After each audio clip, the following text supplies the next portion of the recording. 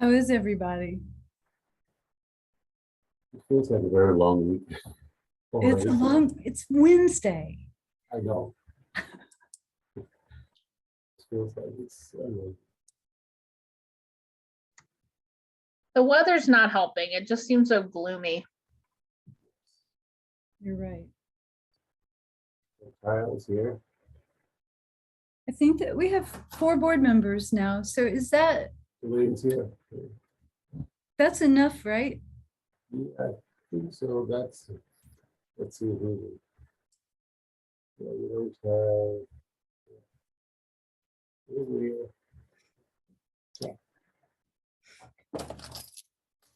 So, sorry about this.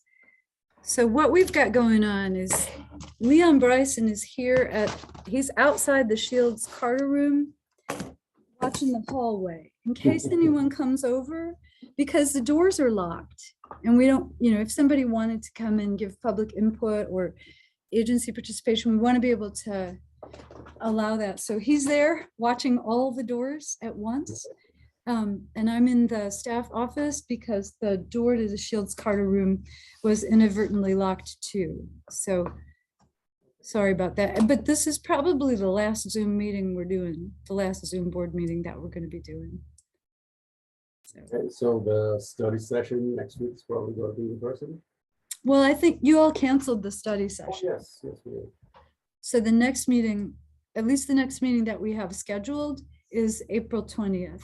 Okay. And that'll be in person, and especially important, any applications for funding that you're talking about, we want the agencies to be there Okay. in that meeting. So when we move through this agenda, we can talk about how we might organize that, because you actually have a study session on April 27 in which you can also talk about applications. Okay. We'll get to that part. Okay, Matt Hausman is logging on now. So you have 5 board members. Okay. Sometimes it takes a minute for the connection to work, but okay.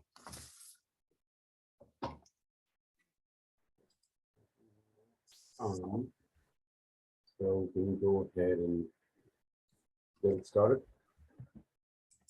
I think so. I'm going to request that, folks who are representing agencies sign into the chat. I've put the original agenda in the chat and then the amended agenda as well. And then anybody who's here representing themselves, please feel free to sign in on the chat too. It really helps us a lot.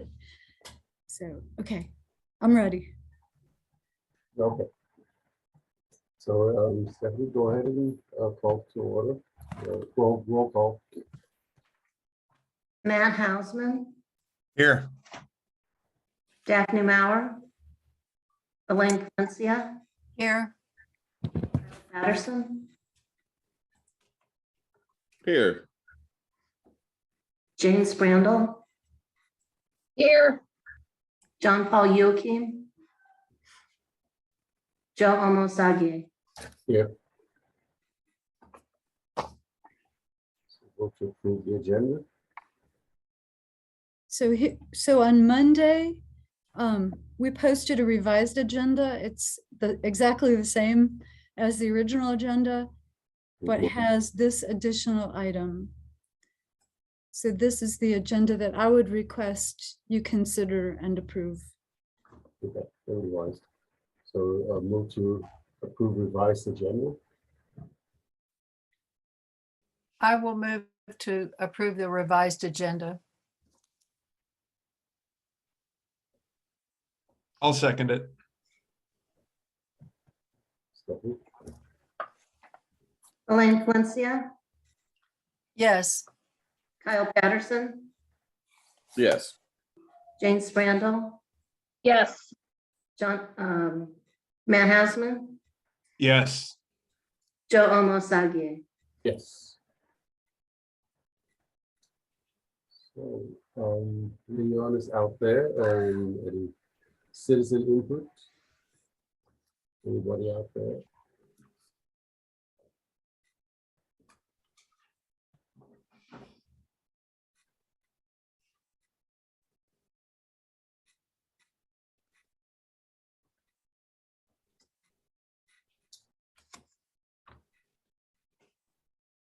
like, it sounds like no one's going to have any input right now.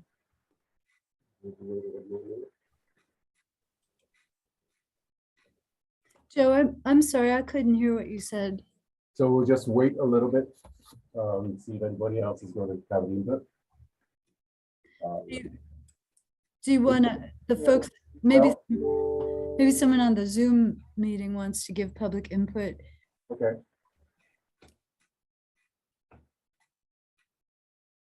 Maybe not. Hi, Lynn, it's Jennifer. Are you accepting public input like right now? Yes. Is that what you're allowing time for? Okay. So if I could take 3 minutes, would that be all right? Okay. So I met some of you last fall when I was brand new with Promise Healthcare, and I appreciate this opportunity, Lynn, for letting me speak tonight. I'm still using new, even though I've been here 7 months, but it still feels new to me. I think you're aware that we are a federally qualified health center, and as such, we're one of the only places, certainly around here, that provides behavioral support and psychiatric support to a really vulnerable population. We consider ourselves a scrappy little community health center, even though we've been around for a while. We're growing and learning all along. And we've had a lot of changes that can be typical of community health centers. And we're rebuilding our leadership team and our financial resources as well in our financial team. And part of that rebuilding also includes rebuilding of institutional knowledge with the loss of our leadership teams and some of the other support staff. A lot of that knowledge left, and we are finding it to be difficult to find information for everything. In this last go around, when we were submitting documents, Lynn's group was really wonderful to give us some training on the platform with our new financial group. And then we were also trying really hard to find all of the information so that we could understand what had been previously submitted and how we can best submit the documents and create the budgets and such. And when we were submitting those, we had technical issues. They were on our end. And yes, we were at the last minute doing it. It wasn't that we weren't doing work ahead of time, but it was at the last minute. And so we did upload all the documents to the portal and hesitated about the submission button. And by doing so, we missed the window. So the documents are there, but the submission didn't go through. We want to assure the board that this was a mistake that we aren't going to make in the future and isn't something that we relish at all. And that we hope that you will give some consideration and for the sake of our patients and our partners like Rosecrans, that these services are really just super important. So thank you for the time. I just wanted to also say that in 2021, we provided services to 2,106 patients. And without the generous funding from the board, this would be a difficult lift for us to continue and for anyone else in the county to be able to pick it up. So thank you very much.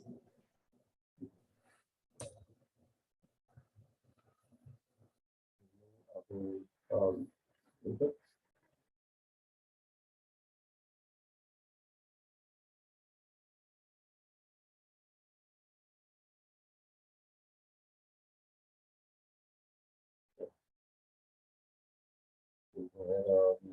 It's my comments.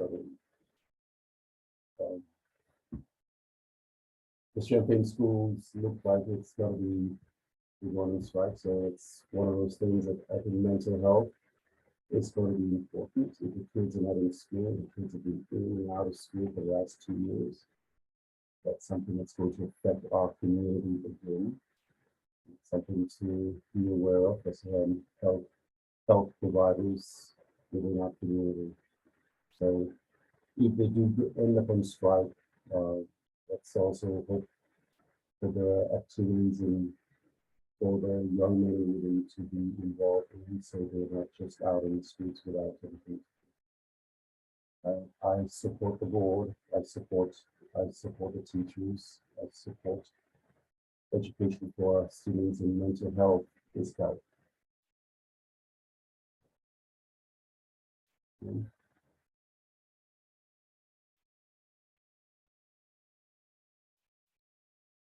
And, go ahead, Executive director's comments. Okay, I'm sorry, Joe. I thought that you had a little bit more. Thank you for your comments. I really don't want to take a lot of time, but I am aware of some emails that board members are receiving today on behalf of an organization. And one of the emails has a whole bunch of inaccuracies that I'm kind of pressed to answer. I kind of want to tell you right now some of the misunderstandings that are included in the email that I've seen, but it might be a waste of your time. It might be better for me to do that through a memo next month. I think the most important inaccuracy is that there is some idea that last year when an agency failed to submit their applications, that we reached out to them and asked them if they would apply late. That did not happen. That agency came to you, after I told them the timeline of how we put something on the agenda for the mental health board to consider. It's not overnight.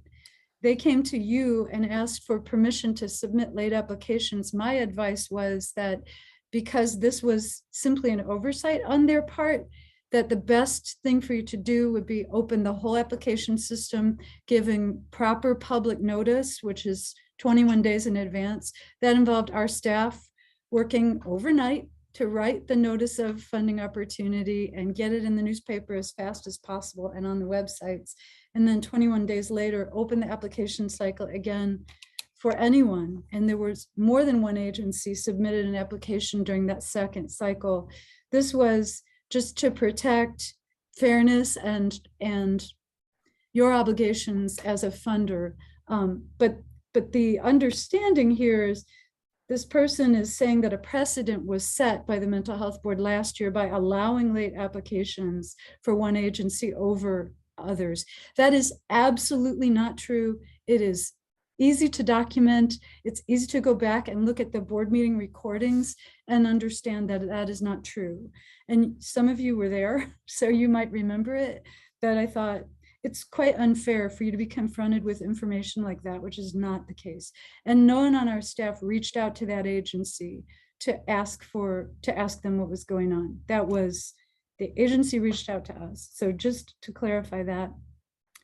There are other inaccuracies in the email that I've seen, but I think I should probably stop talking. I'm quite upset about this. I feel like we have gone out of our way to try to protect fairness and to try to protect the interests of the board. As a public trust fund board, you have some obligations that other funders do not have. And our job is to protect your interests, protect the fund, and do the best that we can to ensure that this community and the vulnerable people living in this community get the best services we can pay for. I am still on that track. That is fully in my heart. It's disruptive to be bombarded with this kind of thing. So I'm going to let it go for now, but please, call me tomorrow if you received an email like this, and I will go through the facts with you to try to clarify what did and did not happen. There's also an intimation that I did not share information with all of you last year, and I did, and I'm happy to go through all of that. So anyway, thank you. And just as a final point, there is a new law in the state of Illinois that may apply to this kind of lobbying. So it is, I'm in touch with the state's attorney's office and with a legislative liaison who's watching what the state issues as guidance. We're still waiting for JCAR to put something in writing interpreting the new local lobbying law. It would prohibit this kind of communication. So I'm trying to stay on top of that. Anyway, that's all I've got today. I'm sorry, I wasn't going to make any comments like that. In fact, I was going to apologize to you for all the business that's in this meeting. There are so many things for you to decide about. And I did not plan it that way, but a whole lot of things happened that I think are very important. And anyway, so on with the show. Thank you, Lynn. So let's move to the next step, approval of the minutes on pages 4 through 9.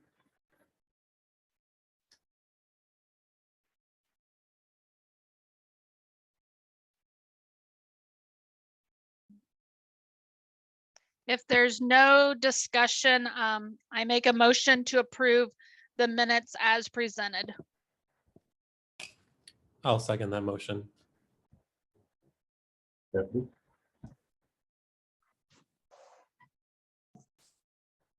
Kyle Patterson, Yes. Jane Sprandall, Yes, John Paul Yoking, Yes. Matt Hausman, Yes. Elaine Valencia, Yes, Joe Almosagie. Yes. This is Daphne Maurer. I joined late. I say yes. Okay, thank you. Thanks. Okay, so expenditure list, I didn't.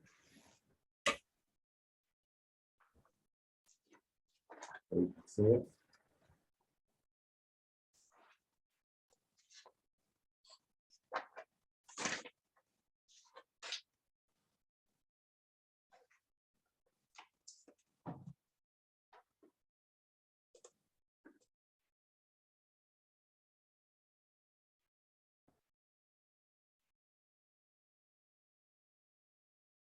Any questions or comments about expenditure?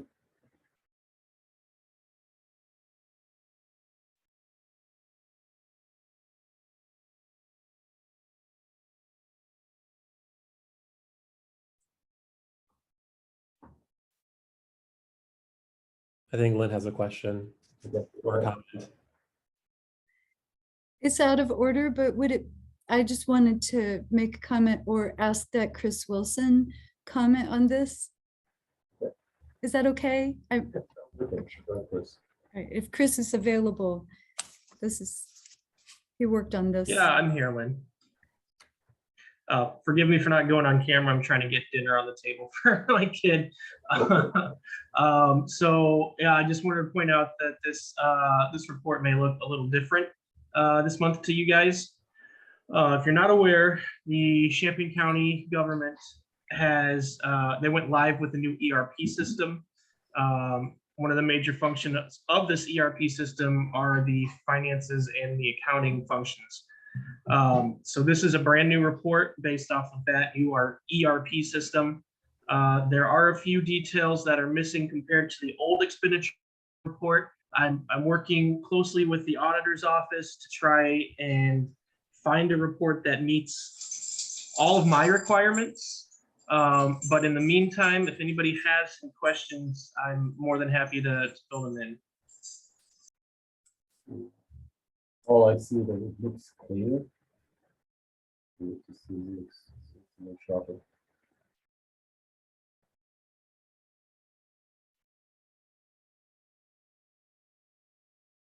Thanks, Chris. So on to new business. Oh, If there are questions. yeah, I don't think there was a motion or a second or a vote. I'll move to approve the expenditure list. Okay, I will second that. thank you. Just try to get moving. John Paul Yoking, Yes. Matt Hausman, Yes. Daphne Maurer, Yes. Elaine Valencia, yes, Kyle Patterson, Yes. Jane Sprandall, Yes, Joe Almosagie. Yes. So on to new business. Page 16 to 61.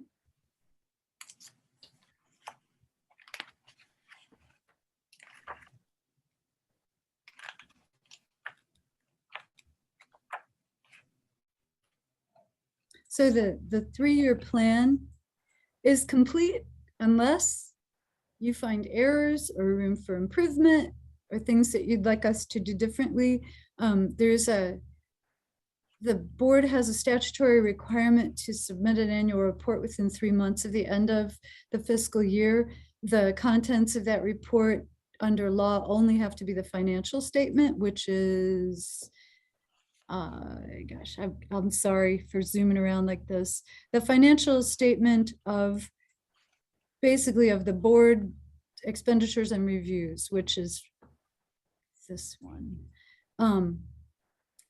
That's the minimum requirement under the law. Over the years, a lot of reports have been added to this annual report at the request of board members and in the interest of the public. So there's a lot of stuff. If you don't like it, we can stop doing it or we can change it. This is the one. This is dependent on the auditor's office finishing the accounting of our 2021. So, you know, I'm really happy when we can bring it to you in March, because that is your timeline. And sometimes it's hard for the auditor's office to close out the year that quickly, but they did it. And then Chris prepared this report, and then all the other reports were prepared slightly ahead of that. So anyway, there's a lot of content, a lot of information. And what we're seeking is, if you like it, if you're ready, we would be seeking approval, which is on that first page. Approve. I'm sorry. I hope this isn't making anyone dizzy. It's right there. Okay. I personally appreciate the over amount of information.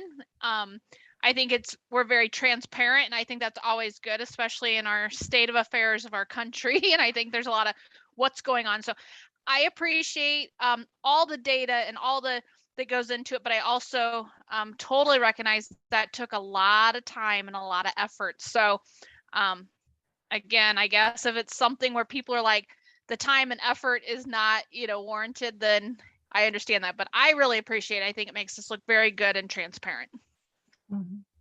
Well, I remember fighting through some of these issues to get this information.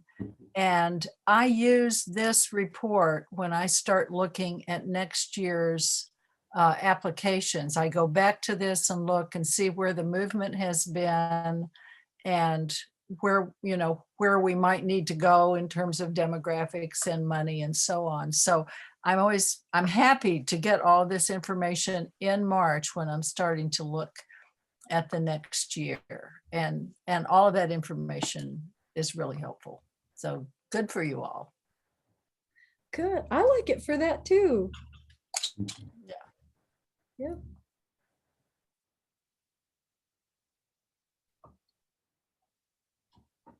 Any other comments? That's good.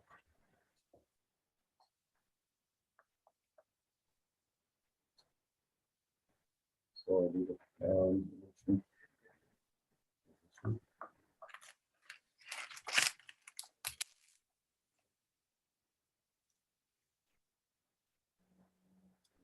To make the motion. Okay. Motion to approve Champaign County Mental Health Board fiscal year 2021 annual report. So moved. Patterson. I'll second the motion.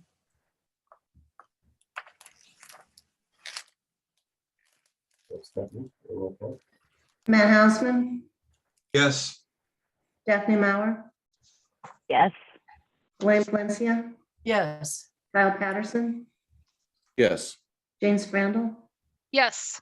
John Paul Yoakim, Yes. Joe Osagie. Yes.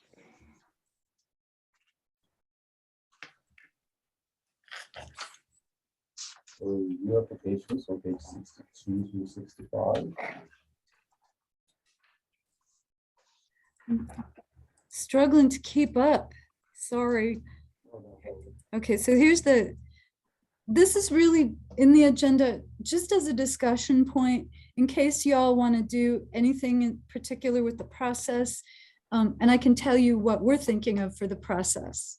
So this first document is really suggested. It was developed by Dr. Fowler over a few years, and then Leon Bryson updated it to be relevant to this year's funding priorities. You can use it or not use it. It might be helpful. Some of the questions I think are kind of hard. They're evaluative questions, and they can be kind of hard to do from just a quick look at an application. So it might take conversation with us or with the other reviewer board member to really do that. But it's not an expectation. It's certainly not an expectation from us. We're going to provide you with a long form analysis similar to what we've done in previous years, plus a 2-page overview of each application to support your discussion. And this year, I would recommend, this is what's different this year. I'm going to recommend that we not present these to you by priority category, because this is probably going to be an in-person meeting, and we're going to ask the agencies to come to the meeting just in case you have questions for them. And in order to keep the density a little lower in the meeting room, I think that we should go agency by agency as they're presented in this overview. I don't know if that's okay with y'all, but that was just what I was thinking, like, for if anyone's concerned about safety with in-person meetings. So With the discussion, what do you think? I mean, I like that idea. I think it's very logical. It makes the most sense. It's efficient. So Mhm. I also like the idea of oftentimes these requests are very similar, but there's something different about them. So then you can kind of question the agency of, you know, how is this a little bit different than what this proposal was? So I like the idea of going agency by agency. the folks who might have to come to 2 meetings are in the middle of the alphabet. I thought about moving them to the top of the list. I'm sorry, it's always the same folks. It's the Refugee Center, which I don't think they're up for consideration this year. First Followers, Family Service, and Grow, right in the middle, having to come to 2 meetings. But anyway, we may organize it differently, but you know, I hate to ask people to come twice, especially if it's in person, but we'll do the best we can. So, okay.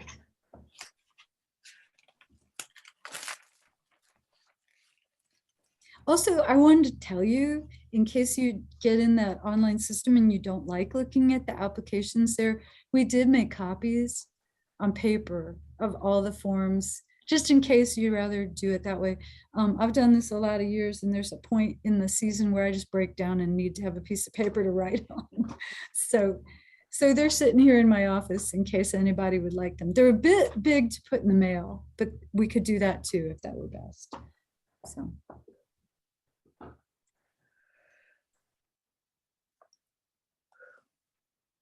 So, any other questions or comments about this? No.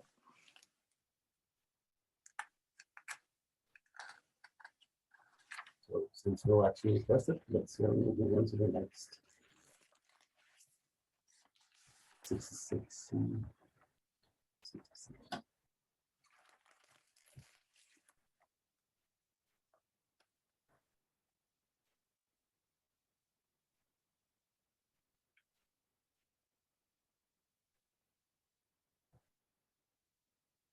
So Lynn, I think you're muted. I'm so sorry. Okay, this is the first of several exciting action items for tonight. This first one, I thought the agency did a real good job of documenting what they would like to do and why. Basically, they can lower the total amount of one contract and increase the total of the other, balancing them out. And behind that is a demand that was exacerbated by the Omicron wave in the winter. So there's a COVID relationship. So we felt like we need to bring this to you to see, and it's moving money from one contract to the other. So we felt it was important to get full board approval, and they did a nice job of explaining it here to you. They also gave us, not to share publicly, but very, very good detail on exactly where they would like to make budget changes if you approve this. I did discover that we have been accidentally, we granted more money than they asked for, and you approved a slightly higher request than they asked for. This was a mistake where we didn't read the application correctly, but so I think it's like $100 more or something. But that's sort of beside the point. They may be able to spend that or return it to us. We budgeted for it, you approved it the way we presented it. This request simply switches money from one to the other.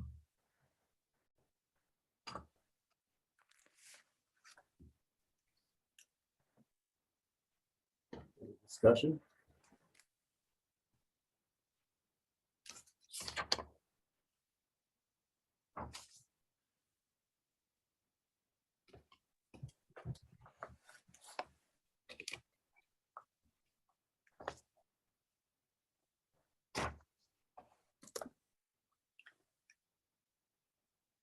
Well, it looked like a sensible thing to do to me.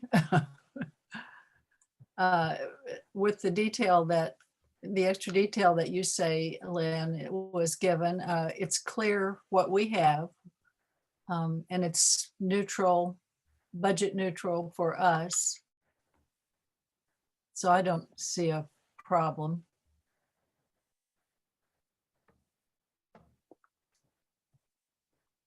Well, if there's no additional conversation, I make a motion to approve amendments to decrease the Family Stronger Together contract by $13,000 and to increase the ECHO Housing and Employment Support contract by $13,000.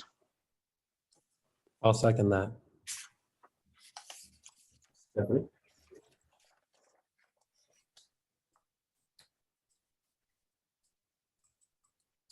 Conversation? Please go ahead and vote.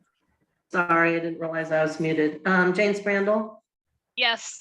John Paul Joachim, Yes. Matt Hausman, Yes. Daphne Maurer, Yes. Elaine Valencia, Yes. Kyle Patterson, Yes. Joe Omosage. Yes.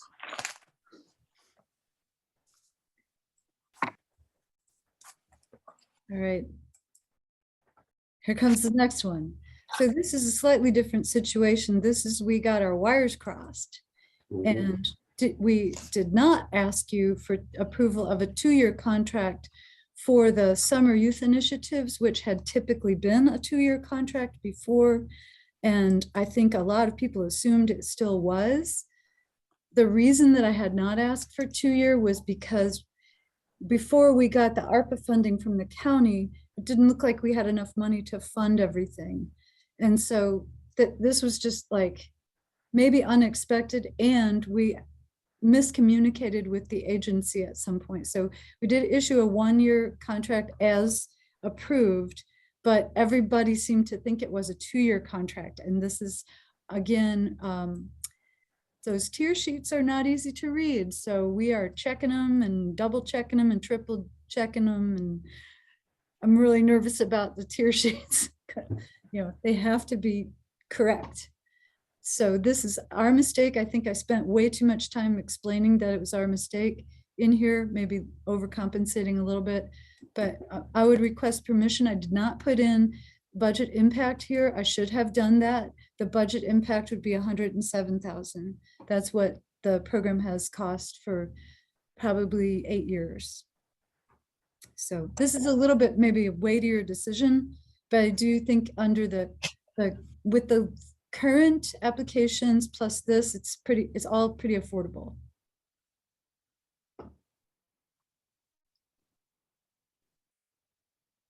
And I apologize for our error.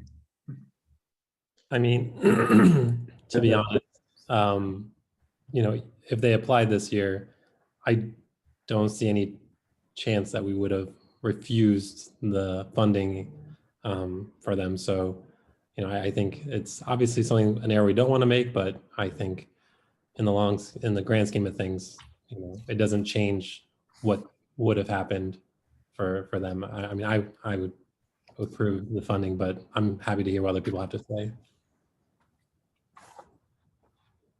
Yeah, my question isn't so much because I think I agree with John that I don't see a problem with approving it. It's more making sure we know what. So the contract that was signed was for 1 year. Everyone just kind of assumed it was 2 years. So I'm a little worried why that didn't get caught during that process, but well, we accidentally sent an email saying it was for 2 years, even though it was for 1 year. And, right. And that email caused the agency to not worry about reapplying. Right. But I guess it's more about the usual signing a contract and making sure things, when you sign something, is that's kind of where my concern was. But good. I agree with you. Yes, we're all responsible for the things we sign. Absolutely. Yeah. But so I think, but then your explanation kind of answered a lot of my questions, Lynn, about I was a little confused about what happened, but I think it's clear now. So Yeah, but otherwise, like John said, I don't see any reason not to approve it.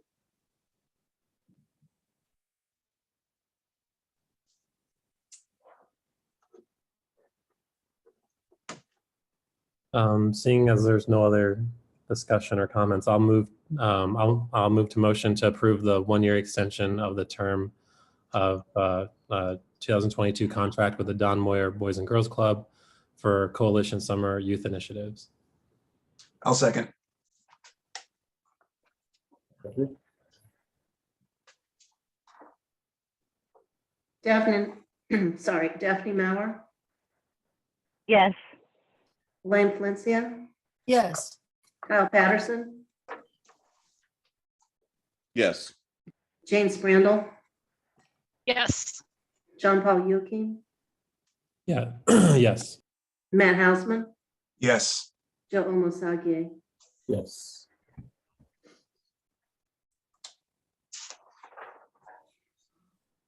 Okay. Another one. This is the addendum. This is the where I needed to revise the agenda and present you with this additional action, which I shared on Monday and posted on Monday. The new provision in all the contracts that comes from the funding guidelines is that after 3 months of suspended payments, a contract related to late audit, if there's still no audit, the contract will be automatically terminated. April 1 is coming soon. This is the last board meeting before April 1. I looked at, there are 4 agencies for whom we're still missing audits. And when we asked them what was going on, Leon Bryson and Stephanie Howard Gallo were kind enough to actually call people, which is a great way to get information, as it turns out. And to an agency, the problems were once again associated with the CPA firm. We have documentation of that for 3 out of 4. The 4th one, the Urbana Neighborhood Connections believes they can do this by April 1. They're going to try, but the CPA firm was going to charge them a whole lot of money for the supplemental information that our contract requires. That was the first thing we learned, and that was kind of scary, like, why so much money? Then we learned from the other 3 agencies that their audit reports have been paused in favor of tax clients. So when we extended the audit deadline to December 31st for everyone, I think probably this was in people's minds, like, you know, the spring fills up with tax clients, but the firms had engaged for this work and then just stopped working on them. So these agencies cannot get the audits done to us by April 1. And each one, you know, on this emergency last week, provided information about where they were at. So this is a little bit more of me to ask of you, and I apologize for, you know, sort of stretching the flexibility so much, but these are all very small organizations that we're rooting for, and I would feel really badly if we're, you know, sort of catching them up in this. There's another issue. The CPA firms are apparently raising their prices. So we're going to have to keep talking about this. We've already spent so much time on it, but we're not done yet because the costs are going to become higher than we've allowed for. So my immediate short-term solution is to give people a couple more months. And I know that's asking a lot of you, but I wanted to try anyway. So.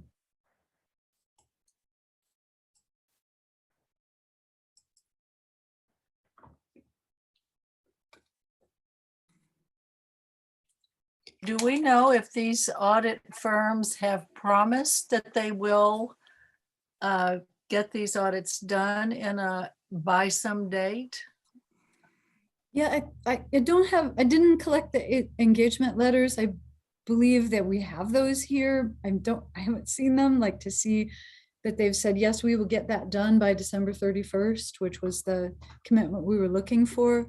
I think that's realistic for us to expect in the future, that when the agencies give us those, which we require now in July with the contract, the letter of engagement, that the CPA makes a commitment to when it's due. And Stephanie Howard Galler collected those, so she might remember if they have specified these deadlines.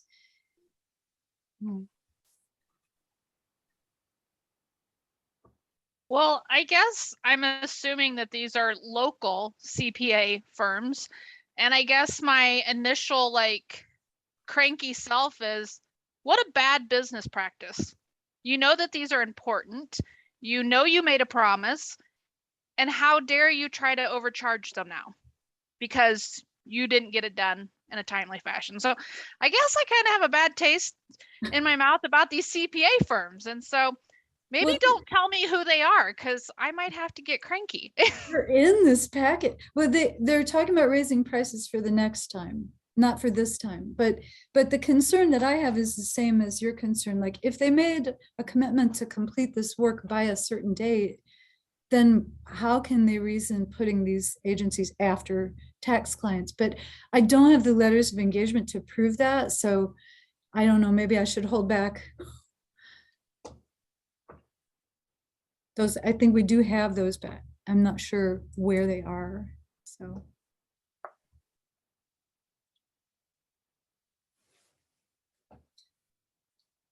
I guess the one question, maybe this is what Elaine was getting at, is the 2 months enough? Yeah. We've got, that's a really great question. Yes, and I would think that a firm ought to say, we can't get this done by April the 1st, but we will have it done by such and such a date. And if they don't do that, I'm kind of confused as to what they're doing. Well, and it does present us with a problem, like if we're relying on outside firms, independent private firms, to ensure the financial accountability and the good standing of all the organizations that we're funding, we actually might be funding too many agencies, which is not, I think that would be a terrible conclusion to come to, but it kind of looks that way. There was one that got an estimated deadline. It was, well, this is Christian Health, maybe was hoping to get it done by May 16th. We won't be able to promise that your review can be done Any earlier? any earlier than May 16th. So I think that I'm being possibly optimistic by saying June 1st. Yeah, if they say it's no earlier than May 16th, then June 1st isn't reasonable. So I think this is a bigger problem. The reason that I thought June 1st is that prior to entering into another contract or a program year, because some of these are 2-year contracts that just continue on July 1st, it's nice for us to be able to tell you if the agency is in good financial standing. That's, we look for excess revenue.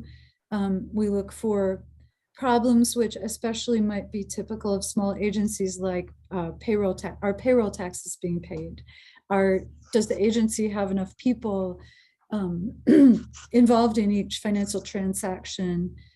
This is the kind of stuff that we want to be able to see and tell you, yes, it's safe to keep funding them. So this is why I said June 1, but it was, other than that, it's somewhat arbitrary. Well, it almost becomes more an issue in the future of who you pick to be your CPA rather than the agency being at fault, So I don't know.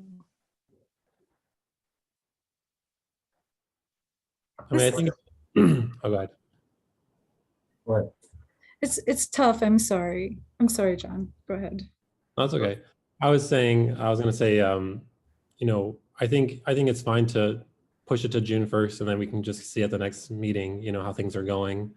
And if we need to extend it more, hopefully we'll have more information then, where these CPA firms are in processing the audits, and then go from there. Just take it one step at a time. I think that's all we can do right now.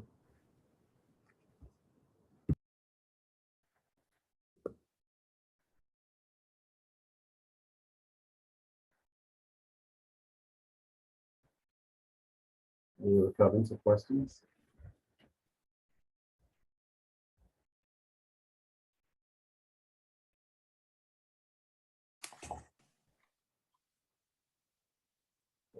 Motion to approve extension of automatic termination of contracts from April 1st to June 1st. for those agencies demonstrating that their continued delay in completion of product or review is due to delays encountered by the contracted independent CCMHB.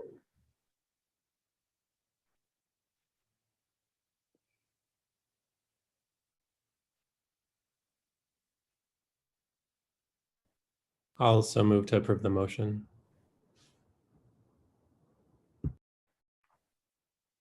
I'll second.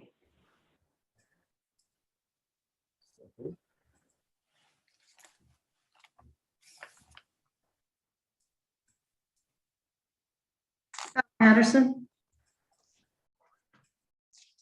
Yes. James Randall, Yes. John Paul Joachim, Yes. Matt Hausman, Yes. Daphne Maurer, Yes. Elaine Valencia, Yes. Joe Omosage, Yes.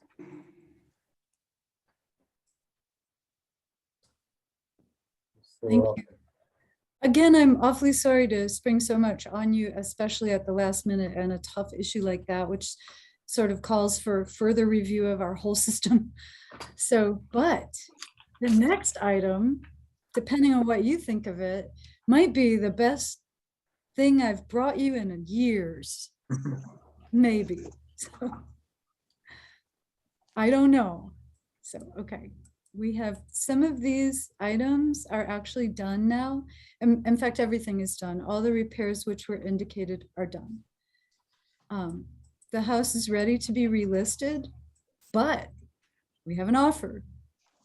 And attached to this document is a rationale behind the offer, which I don't know if you've had an opportunity to see it, but I liked it.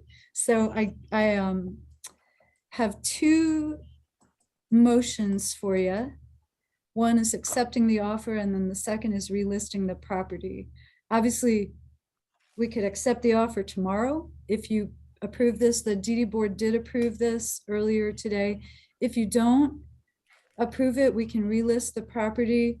And if you do approve it and something goes wrong with the sale, we can relist the property.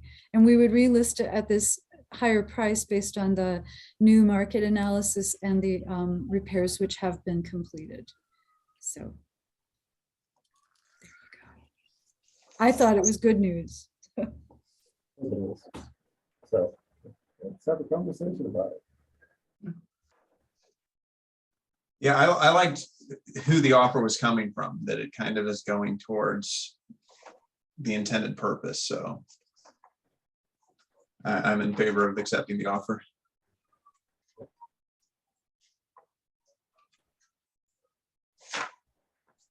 Any other questions, comments?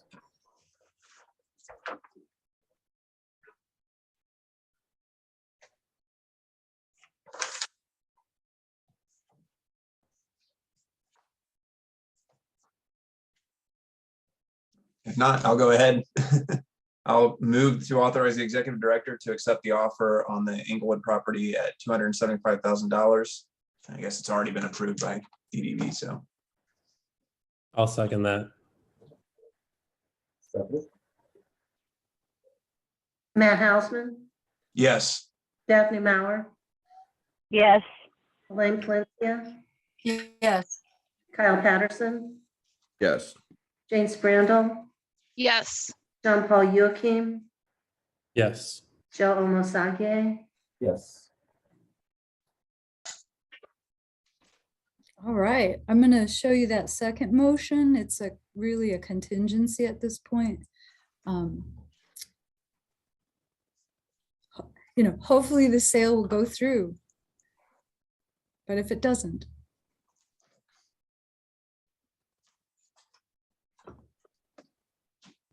do you want to authorize this or do you want to not do this?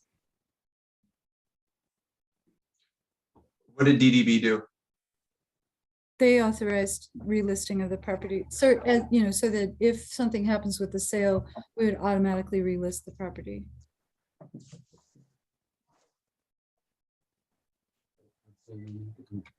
Same time, so I mean, you can authorize me to do it And then if we sell the house, I don't need to do it.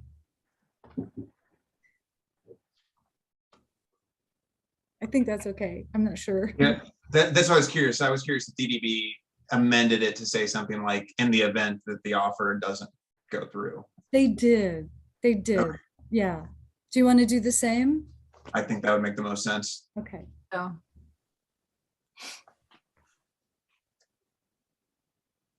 Changing the wording just a little bit. Well, since no one's made a motion, is it possible, do you make a motion that's different from what I've suggested here? And then you don't have to amend it, you say it differently? Is that okay? Yeah, I'll make a motion to authorize the relisting of the Inglewood property at $285,000, pending the approval of the CCBDB, which we have, in the event of failure to finalize the sale of the home, I will second that. or at the current offer. Okay. No worries.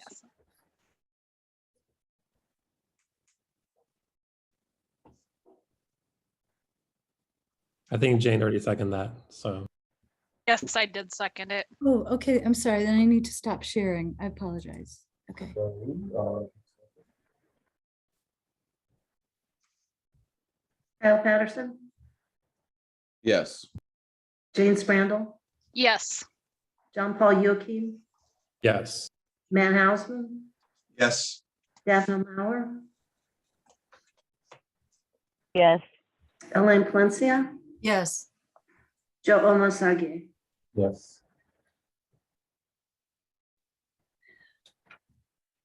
Thank you. So that's all of the action items for the evening. We made it. Yay!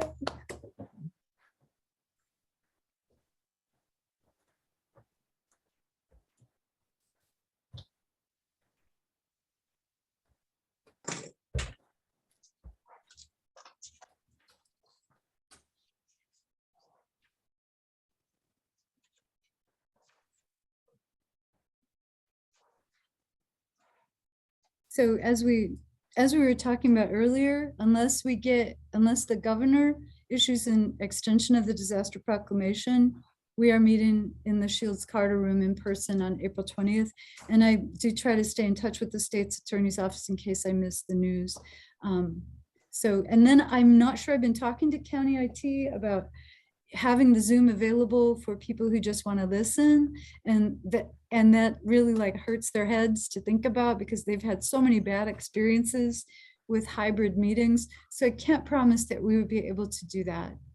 So I think it's going to be in person, maybe a Zoom component, but that's not going to be a way for people to participate, only to watch.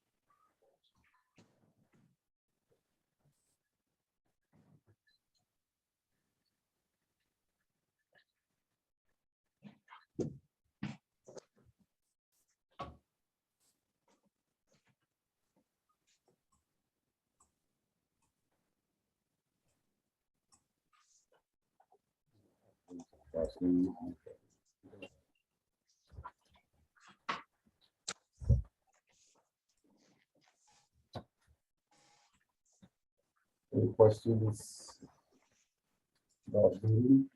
So we just have to wait for the governor, and well, right now we're going to be meeting Shields Room April 20th.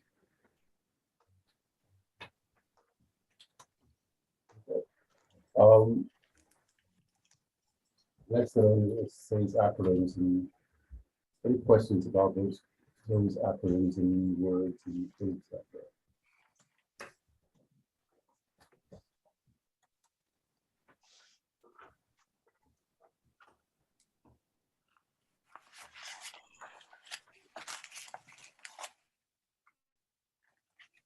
If not, we'll move on.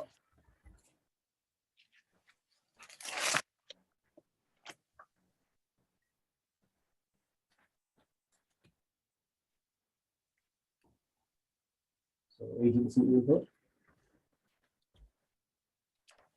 Hey guys, this is Sarah from Macy. Thanks, Sarah. I am gonna chat a little bit today or report back a little on what Lynn mentioned earlier about increased prices. So we were trying to price out for our audit for this calendar year, and our auditor that's been with us a couple years is going from 6,000 to 10,000, which is a huge jump. And we are currently in the full need for a full audit. We're slightly above the $300,000 threshold. But some of that is like, we got PPP money, which bumped us up. We have a $50,000 grant right now from the state to do a parking lot project. None of that money comes to, Macy, nor is it allocated to any indirect costs. But of course, the state requires an audit also, a full audit, but that also will bump us up in our income from this year, requiring it to be a little more full. So I reached out to Lynn and Leon just to say, what do we do, right? Like, I think in the past, recently, I've billed about half of the audit costs to the mental health board funds that we have. But if I bump ours up to 10,000 out of 35,000 a year, like that's a third of it, that won't be going back to kids and families. So I'm kind of pricing around, maybe, seeing if there's some other places outside of the county, kind of talking to some other nonprofits and seeing what's out there. But I guess I'm coming to you guys today to just make you aware of this, and also maybe ask you to think about, are there other ways we can make some adjustments to really support the local small nonprofits? In order for us to qualify for state and federal funds, we do need an audit, so it's helpful for us. And there's no wiggle room there usually either for that. So I don't want you guys to take on the full expense of it by any means, but I just wonder if there's some discussion that can be had around how do we, address this for really small nonprofits. Thanks for sharing that. I don't have the answers. I'm putting that to y'all for that. Thanks, Chris. So on that note, I'm kind of curious if maybe this is something not for us, but maybe Community Foundation or United Way, given their umbrella of the small nonprofits in the area, that maybe they might be the ones best suited to kind of help figure this out, because obviously we're not the only ones asking for audits and reviews. You got state government, you got United Way itself for some of its funding. And maybe that's kind of for those organizations might be a little better suited to figure out what are some ways to help support the nonprofits to address some of these. And I'll let you know that from my the auditor's perspective, it's really about staffing for them. Like they're having trouble having adequate staff to meet the needs of the agencies in town. And there's only a few of them, and I think that has, like everywhere, staffing costs more, to get good people. So I don't think that there's anything malicious about the increase in price. I think it's simply a response to, demand and need. But yeah, I think that, Matt, that's a really great idea. The other funders in town maybe can help. Maybe there's some way to have some dedicated folks that can do that for nonprofits at smaller rates. I don't know. Good idea.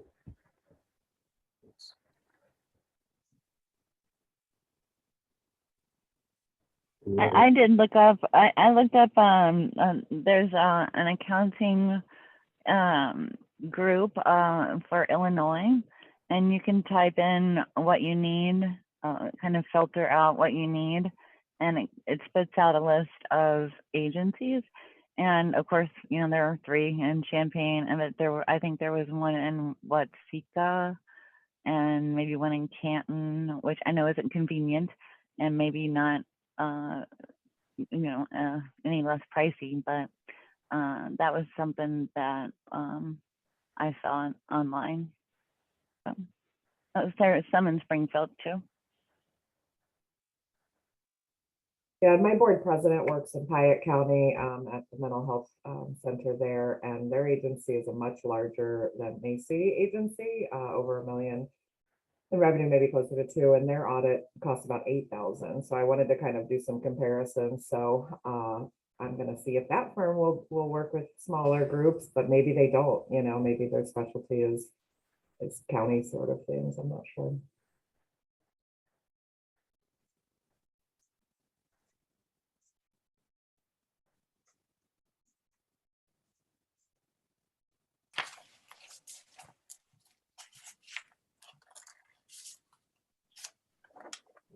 Agencies, Well, the DD board met this morning and their action was pretty similar. That they had one extra thing that was kind of fun.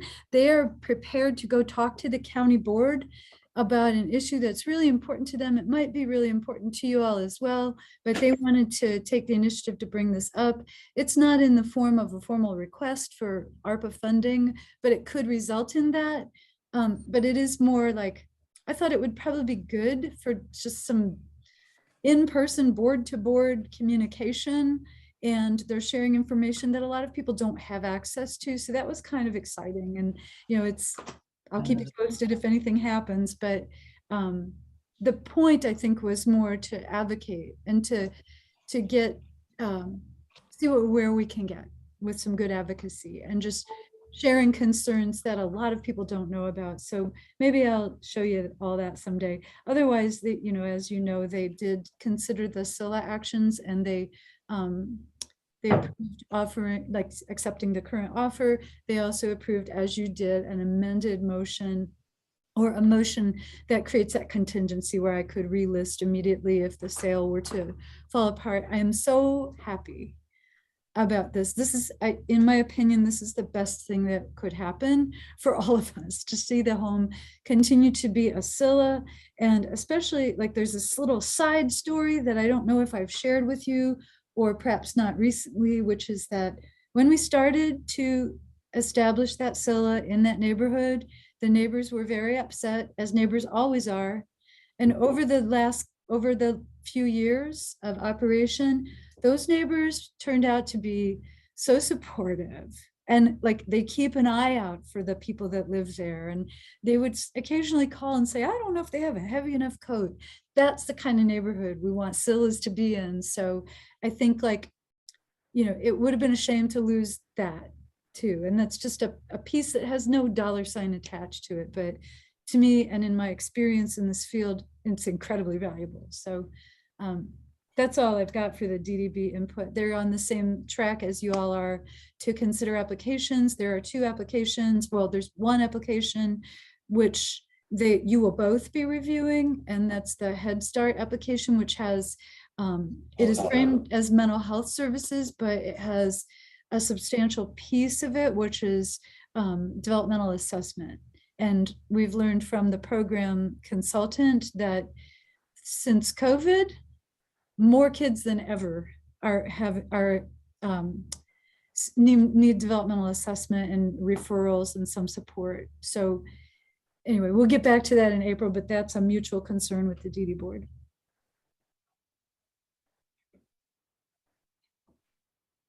The Rosecrans board meeting was last night, and the initial part was kind of depressing.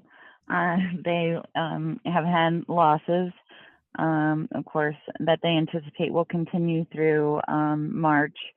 However, what they did, something they did manage to kind of help get pushed through the legislature, was the coverage of kids with Medicaid to get into rehab programs.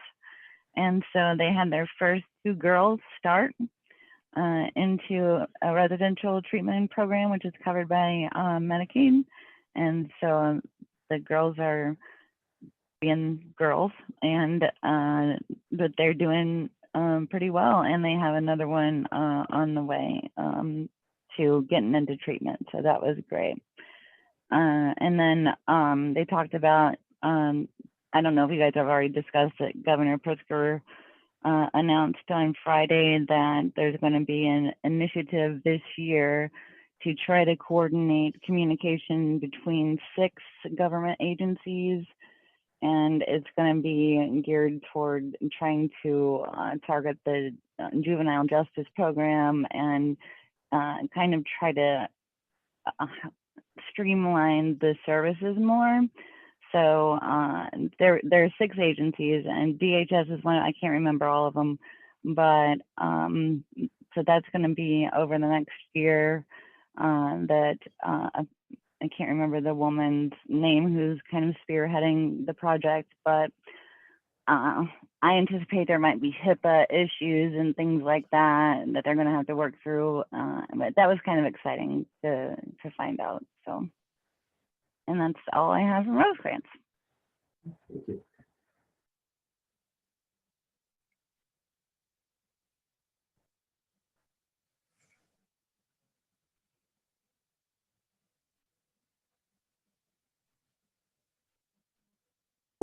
Sorry, here's the chart of the agencies, just in case. And I added an X for Expo committees under Jane's Brandl's name, because she's been attending a couple of those committees. I don't know if she wants to talk about that, but. I don't think there's really any updates since last month. Again, we're still looking at October.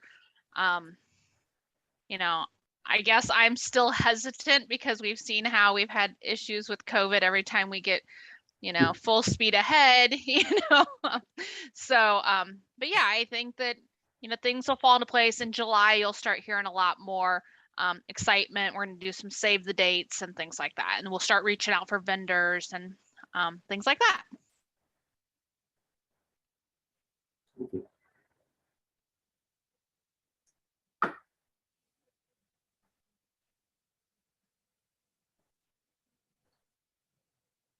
And you're given the CCDD board input. Yeah, I did. So in the staff reports, That staff report, there's one from me and there's one from Chris Wilson. We won't have any staff reports in April because of the program reviews. Yeah.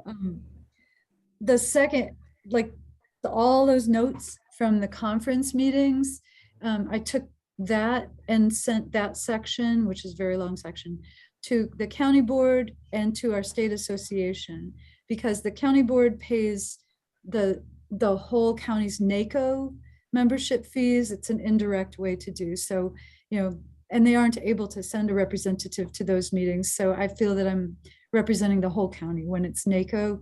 So they get those notes, they throw them away if they want. Then the state association pays my registration fees for the other conference. So I owe them a full report. So anyway, it's a lot of detail. I know it's way too much to read, but I want to make sure that that information is public, just so that people know the kind of issues that are being discussed at the federal level and the kind of things that our committees think are important. Anyway, so if you have any questions about that, I probably have even more notes. But other than that, and then Chris is a, you know, it's a profit and loss statement essentially for the year, which is really nice to have. thank you.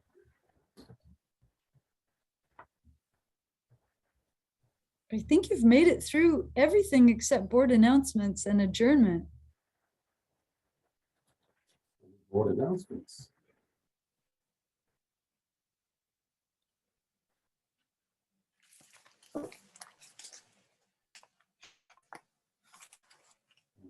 Announcements. So we move to adjourn.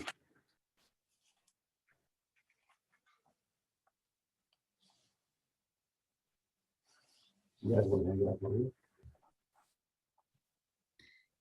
I move to adjourn. I think you can just do it. Yeah. So I move to adjourn and see you in 3 weeks. 4 weeks. 3 weeks. Something like that. Yeah, Brenda.